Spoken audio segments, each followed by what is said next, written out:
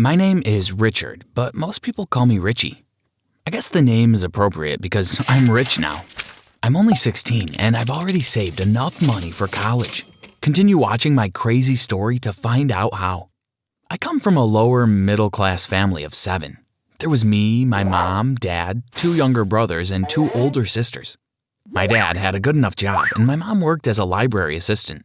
We didn't have much, but we were happy and we appreciated that our parents worked hard to provide for us. Before I continue, please don't forget to hit the like and subscribe buttons. If you do this within the next 5 seconds, there's a chance you'll become rich like me. Hit that notification bell to become even richer. Anyway, things went downhill when my father said he had an important announcement. We were all seated at the dinner table and he said, "I had to be rushed to the hospital this morning. After the doctors examined me and conducted some tests, they found out that I have leukemia. I will begin treatment next week, but I'll have to quit my job." "Daddy, are you going to die?" my little brother asked.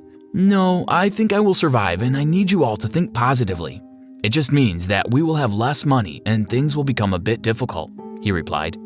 My mom began sobbing and everyone else looked so sad. "Guys, Dad said to be positive.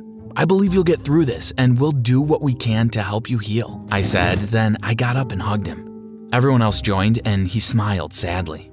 The next few weeks were difficult indeed. We could barely make ends meet with my mom's salary. I felt hopeless. What could I do to help? I was still a teenager at high school and I barely had enough free time to work. I stayed back in the library after school one afternoon trying to gather my thoughts. I put my hat on the desk and I think I probably looked really frustrated because the librarian came up to me and said, "Is something wrong, darling?" "Well, my family needs money and I don't know what to do," I answered, a little shocked at myself because I rarely ever spoke to other people about my problems. "Oh, well, there's not much I can do, but our financial literacy books are this way," she replied while pointing. I got up and started browsing. There were several titles like How to Get Rich Quickly and Nothing to Something, but the one that really caught my eye was titled Creative Ways to Make Money. I borrowed all these books and locked myself in my room all weekend to read. I read and read until I realized that all I had to do was use my knowledge, skills, and what I was good at to my advantage. I sat and thought, I'm good with technology and I can make an average-looking website. I'm funny, charming, and interesting. I'm the most handsome person I know. Then it struck me. I could create a dating website, but the only person on the website would be me. I was going to try to get paid to go on dates with girls.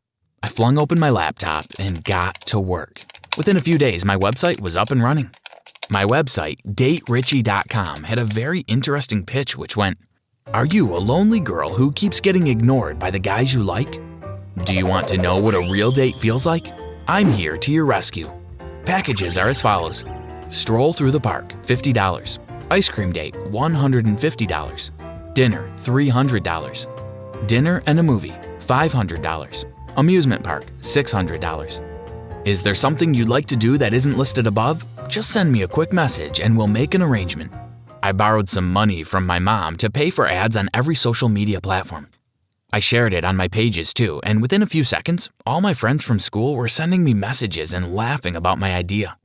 1 week passed and I was beginning to think that my idea was a failure. Then, on Friday night, I got an email. "I am interested in your dinner and a movie package. Please call me for more information." A number was provided, so I dialed quickly. "Hello?" a man's voice said gruffly. Gross, I thought. "Did I dial the wrong number? My name is Richie," I said. "No, you dialed correctly. Don't be scared. I don't want to go on a date with you. I'm happily married. I'd like you to take my daughter out. She's 16 and she's never been on a date. I've already told her about you and she sounds quite excited," he said. I was relieved. "When would you like me to take her out?" I asked. "Tomorrow. Send me your address and I'll pick you up. I'll drop you off at dinner, then you can make your way to the movies. Her name is Lucy, by the way," he said, then hung up. I sent my address and thought it was all so easy. I was even getting a ride there. Cool. The next day, a really expensive-looking car pulled up outside of my house at 6 p.m.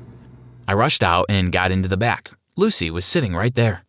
"Hi, Lucy. I'm so happy to meet you. My name is Richie," I said. She looked at me and turned her head away. "Don't worry, Richie. She's always like that at first," the driver said, I recognized his voice and realized he was the same person I spoke to on the phone. He drove to a chic Italian restaurant, parked, and turned around to smile at us. "We're here, kids. This is where we part ways. Have fun," he said while handing me an envelope with $600 inside. "The extra $100 is to pay for the food. Bye," he added, then sped off. I walked into the restaurant with Lucy and we were taken to our table. We sat down and one of the most boring nights of my life began. I tried to talk to Lucy, but she refused to reply.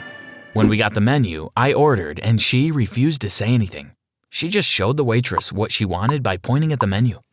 A dull hour had passed, and while I was in the middle of a delicious slice of tiramisu, I blurted out, "Are your teeth ugly or something? Why don't you talk?"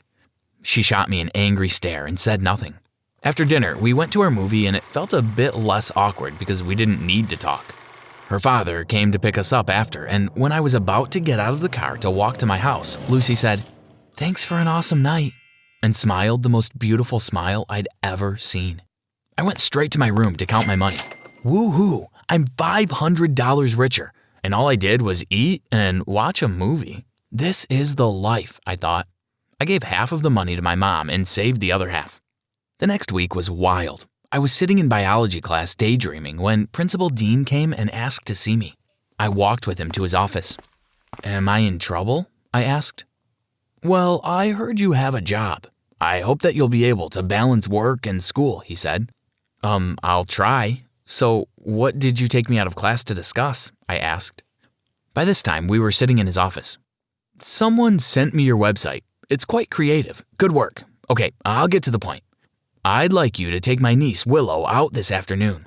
Her boyfriend broke up with her 2 weeks ago, and lately she's been feeling a bit sad. I think that going on a date will cheer her up," he said. I was shocked. I got called to the principal's office so I could take his niece on a date? Sure. Which package would you like?" I asked. He decided on a simple afternoon stroll, and I told him I'd meet them outside after school.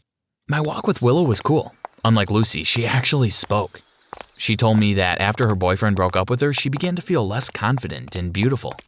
I explained to her that she was gorgeous, and I think she left our date feeling very happy. That experience made me realize that I could really have a positive impact on the girls I went out with, so I tried to do that. My next few dates were fun, and after a while, I had saved almost $5,000. The girls would always post pictures of me on Instagram, and I realized this was like free advertisement. More girls wanted to go out with me, and I was becoming popular. Lucy's dad was a regular customer, so that was a sure $500 every week. She had started opening up to me, and we'd actually had a few conversations. Then, I had an experience which made me question my career choice. A beautiful girl named Nova sent me an email and asked to go to dinner. She said that she went to an all-girls private school and she rarely ever had a chance to meet guys. I agreed to meet her at an Indian restaurant the next day. I waited for her outside, and when she approached, my eyes nearly fell out and my heart skipped a beat. She was drop-dead gorgeous.